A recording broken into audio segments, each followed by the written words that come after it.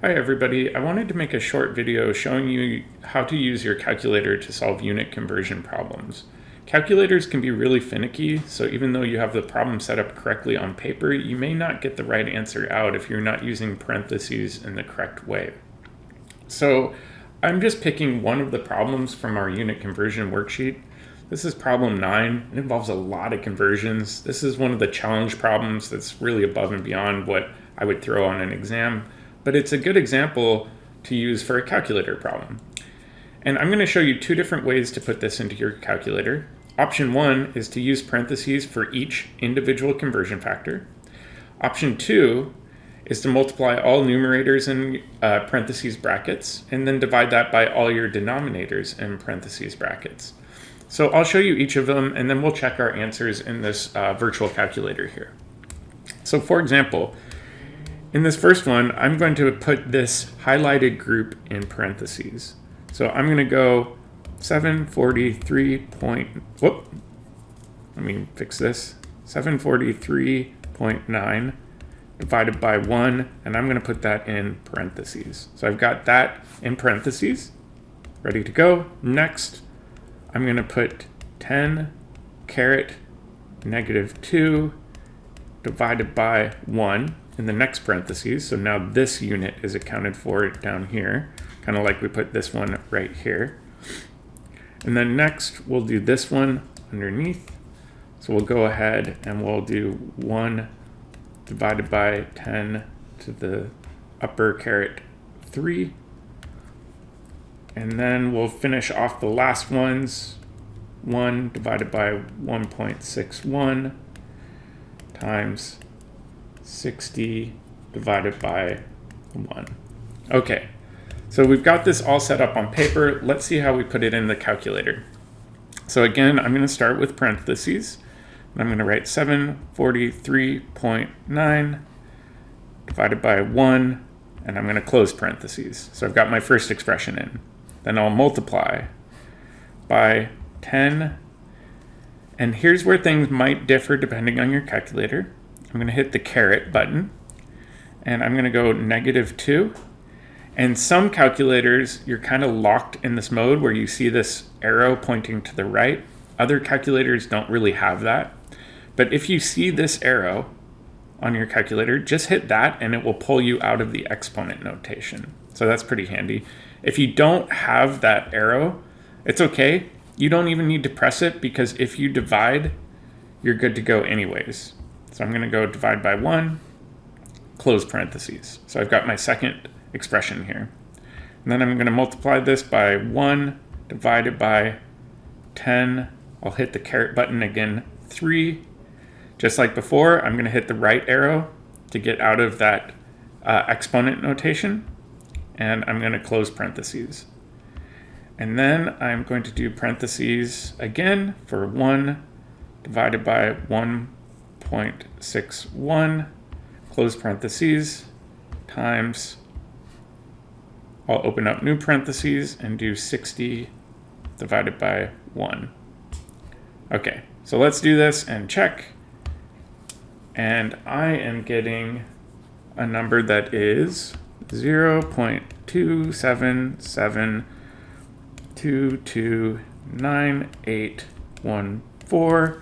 And really the leftover units would be minutes. And if we're following sig fig rules, I can see up here, I've got 3 sig figs here, and I've got 4 sig figs here. All of the other ratios are absolute, so my final answer should really have 3 sig figs in it.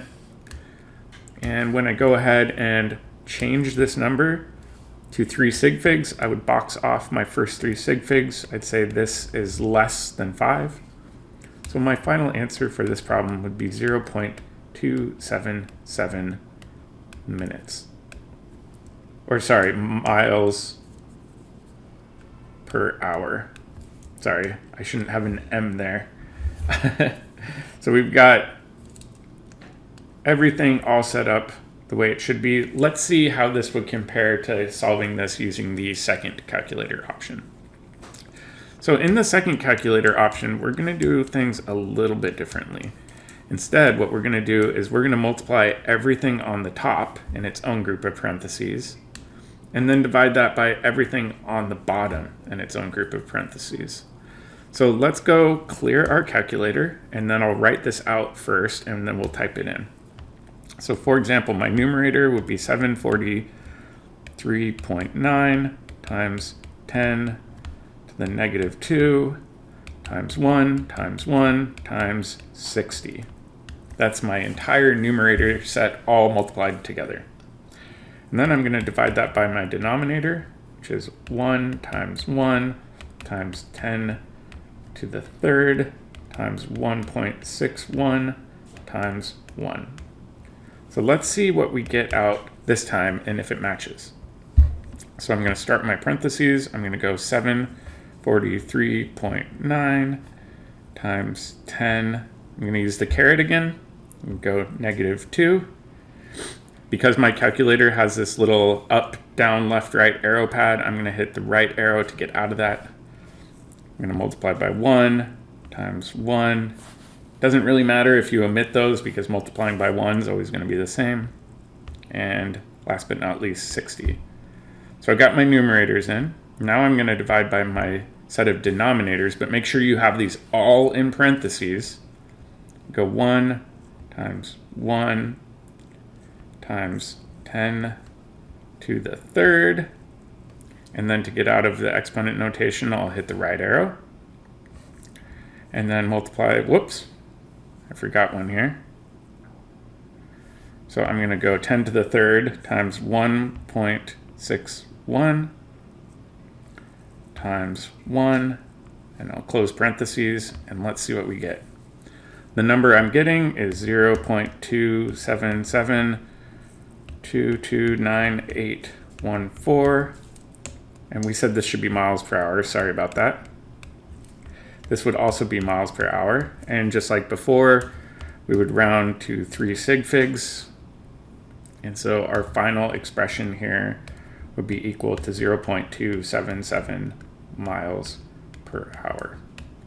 So the key thing that I said in class that I really want to emphasize is that parentheses are your best friends. Make sure that you either group parentheses around each conversion factor, like we did in option 1, or if you're using the method we used in option 2, make sure that you have parentheses around your entire numerator set, and then divide that by your entire denominator set, which is also in parentheses. If you do this reliably, you're going to hopefully get the correct answers. But don't worry, even if you have a calculator error, but everything else is set up perfectly, I don't take off all the points for that problem. I only take off a small amount of points. My main thing is I want to see that you're setting up problems correctly. All right, I hope that helps. But if you have a calculator that looks different than this, please come see me or try to visit the Math Advising and Resource Center. They can help you try to figure out your unique calculator.